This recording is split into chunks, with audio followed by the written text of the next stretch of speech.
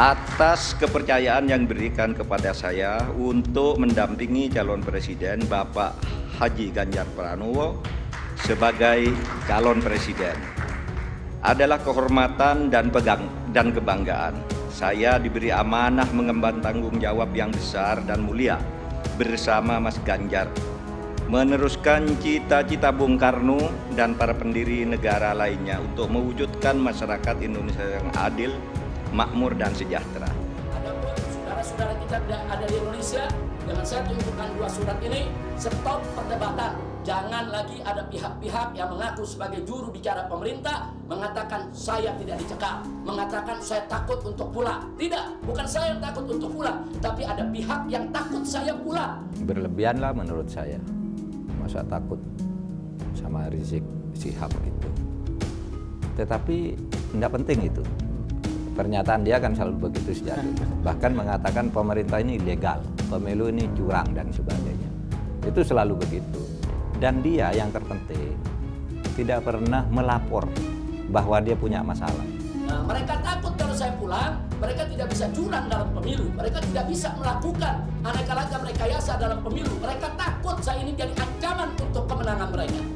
Nah, jadi kita bicara fair saja, jangan kemudian diputar balik dianggap saya yang takut pulang. Saya siap pulang kapan saja, tapi tunggulah sampai cekal ini dicabut. Si Habib Rizik ini kalau memang punya masalah, kenapa tidak datang aja ke kantor KJRI di Jeddah, karena Mekah dekat Jeddah, atau ke Riyadh gitu. Ini loh saya dicekal lalu lapor, ini nggak pernah. Ngomongnya di YouTube. Dulu pernah dicari oleh dubes, apa sih masalahnya, dicari, dikasih dokumen-dokumen, tapi dia tidak melapor. Kalau kita membela sesuatu ternyata dia tidak apa-apa, kan pemerintah malu juga. Iya. Jadi ya kita tunggu aja. Musuh bebuyutan bertamu, inilah 4 komentar Mahfud MD soal permasalahan di Jakarta era Anies. Deklarasi Ganjar Mahfud disambut senang oleh para pendukung Ganjar. Bagaimana tidak? Tidak ada orang lain yang lebih cocok bersanding dengan Ganjar untuk menyingkirkan pesaing politiknya, yaitu Prabowo dan juga Anies Baswedan. Kita tahu, sejak zaman menjabat sebagai Gubernur DKI, Mahfud sudah sering menyoroti sepak terjang Anies hingga membekuk sang big imam kingmaker dari drama kerusuhan pilkada lampau. Menteri Koordinator Bidang Politik, Hukum, dan Keamanan Muhammad Mahfud Mahmoudin atau Mahfud MD menjadi bakal calon wakil presiden mendampingi politikus PDIP Ganjar Pranowo. Hal ini diumumkan oleh Ketua Umum PDIP Megawati Soekarnoputri Rabu 18 Oktober 2023. Hingga saat ini sudah ada 2 pasangan yang dideklarasikan akan bertarung di Pilpres 2024, yaitu Anies Baswedan Muhammad Iskandar dan Ganjar Pranowo Mahfud MD. Sementara satu bakal cawapres lainnya, Prabowo Subianto, belum mengungkapkan siapa pendampingnya. Mahfud MD sempat dilamar Anies Baswedan untuk menjadi calon wakil presidennya, tapi menolak. Ia beralasan tidak ingin membuat koalisi partai pendukung Anies pecah. Saat Anies menjadi Gubernur DKI Jakarta 2017 sampai 2022, Mahfud MD tercatat beberapa kali pernah mengomentari permasalahan yang terjadi di ibu kota. Berikut beberapa pernyataannya tentang permasalahan di DKI. Yang pertama, Mahfud MD kritik Anies soal masa Rizik Syihab. Menteri Koordinator Bidang Politik, Hukum, dan Keamanan Mahfud MD menyebut pemerintah menyesalkan terjadinya pelanggaran protokol kesehatan pada pelaksanaan pesta pernikahan dan peringatan Maulid Nabi Muhammad SAW di Petamburan, Jakarta Pusat. Lokasi yang dimaksud Mahfud MD adalah kediaman pimpinan Front Pembela Islam, Rizik Syihab. Menurut Mahfud MD, pemerintah sebelumnya sudah memperingati Gubernur DKI Jakarta Anies Baswedan agar pemerintah provinsi tidak menoleransi pelanggaran protokol COVID-19. Yang kedua, Mahfud ungkap dilema KPK tangani kasus Formula E. Mahfud MD menuturkan jika pimpinan KPK menghadapi dilema dalam mengusut kasus dugaan korupsi Formula E karena selalu dikaitkan dengan Anies Baswedan. Menurut dia, KPK sering dituduh ingin menjegal Anies. Yang ketiga, Mahfud tengahi perseteruan 3 menteri dan Anies soal bansos. Pada pertengahan 2020 atau di awal-awal Indonesia memasuki masa pandemi COVID-19, polemik penyaluran bansos terjadi di DKI Jakarta. Pasalnya, warga Jakarta yang seharusnya hanya mendapatkan bantuan dari pemerintah pusat juga menerima dari pemerintah provinsi. 3 menteri yaitu Menteri Sosial Juliari Batubara, Menteri Koordinator Bidang Pembangunan Manusia dan Kebudayaan Muhadjir Effendi, dan Menteri Keuangan Sri Mulyani kompak mengkritik Gubernur Anies Baswedan. Mahfud MD pun menengahinya. Dia menyatakan kekisruhan ini sebatas data penerima bansos dari Pemprov DKI Jakarta yang datang terlambat. Yang keempat, Mahfud MD minta Anies berantas pungli. Mahfud MD pernah meminta Gubernur DKI Anies Baswedan memberantas pungutan liar. Ia beralasan Jakarta adalah cerminan Indonesia. Jika Jakarta bebas pungli, maka citra Indonesia akan baik.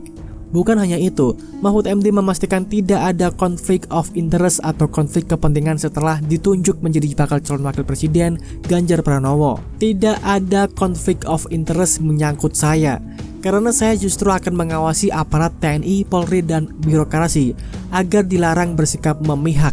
Semuanya harus netral, kata Mahfud. Mahfud bahkan mengatakan memberi contoh terkait netralitas sebagai menteri sekaligus bakal cawapres.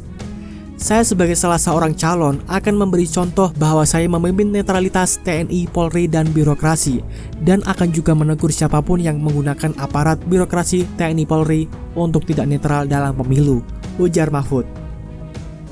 Lebih lanjut, Mahfud mengungkapkan perihal kesepakatan politik begitu dipinang menjadi bakal cawapres Ganjar. Kesepakatannya melaksanakan konstitusi dengan sungguh-sungguh, memberantas korupsi dan menegakkan hukum untuk sekarang ini, untuk menuju Indonesia emas, kata Mahfud. Intinya hanya itu, kesepakatan politik yang lainnya konstitusi itu. Itulah kesepakatan politik yang berlaku paling tinggi, ujar Mahfud MD. Dalam pertimbangannya, Megawati mengatakan sosok Mahfud sebagai pendekar hukum dan wong cilik. Selain itu, Mahfud juga dinilai kaya akan pengalaman karena pernah duduk di lembaga yudikatif, legislatif, hingga eksekutif. Atas kepercayaan yang diberikan kepada saya untuk mendampingi calon presiden Bapak Haji Ganjar Pranowo sebagai calon presiden adalah kehormatan dan kebanggaan. Saya diberi amanah mengemban tanggung jawab yang besar dan mulia bersama Mas Ganjar, meneruskan cita-cita Bung Karno dan para pendiri negara lainnya untuk mewujudkan masyarakat Indonesia yang adil, makmur, dan sejahtera. Adapun saudara-saudara kita tidak ada di Indonesia, dengan saya tunjukkan 2 surat ini, stop perdebatan. Jangan lagi ada pihak-pihak yang mengaku sebagai juru bicara pemerintah mengatakan saya tidak dicekal, mengatakan saya takut untuk pulang. Tidak, bukan saya yang takut untuk pulang, tapi ada pihak yang takut saya pulang. Berlebihan lah menurut saya. Masa takut sama Rizik Syihab gitu. Tetapi tidak penting itu. Pernyataan dia kan selalu begitu sejak dulu. Bahkan mengatakan pemerintah ini ilegal, pemilu ini curang dan sebagainya. Itu selalu begitu. Dan dia yang terpenting tidak pernah melapor bahwa dia punya masalah. Nah, mereka takut kalau saya pulang, mereka tidak bisa curang dalam pemilu. Mereka tidak bisa melakukan aneka ragam rekayasa dalam pemilu. Mereka takut saya ini jadi ancaman untuk kemenangan mereka. Nah, jadi kita bicara fair saja, jangan kemudian diputar balik, dianggap saya yang takut pulang. Saya siap pulang kapan saja, tapi tunggulah sampai cekal ini dicabut. Si Habib Rizik ini kalau memang punya masalah, kenapa tidak datang aja ke kantor KJRI di Jeddah karena Mekah dekat Jeddah atau ke Riyadh gitu. Ini loh saya dicekal lalu lapor, ini nggak pernah. Ngomongnya di YouTube. Dulu pernah dicari oleh dubes apa sih masalahnya dicari, dikasih dokumen-dokumen tapi dia nggak melapor. Kalau kita membela sesuatu ternyata dia tidak apa-apa kan pemerintah malu juga. Iya. Jadi ya kita tunggu aja.